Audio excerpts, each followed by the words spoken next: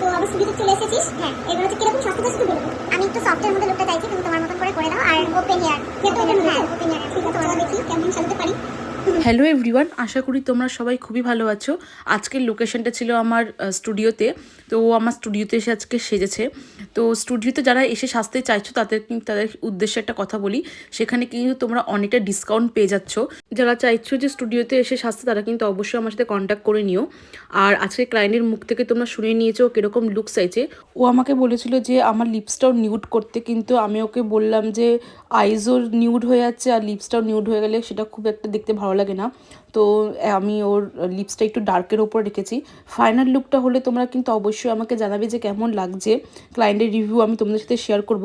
যারা চাইছো নিজেদের স্পেশাল ডেতে আমাকে বুক করতে তারা কিন্তু অবশ্যই আমার সাথে কন্ট্যাক্ট করে নিও। স্ক্রিনের ওপরে নাম্বারটা দিয়ে দেবো আমি। ভিডিওটা পছন্দ হলে অবশ্যই একটা কমেন্ট আর একটা লাইক করে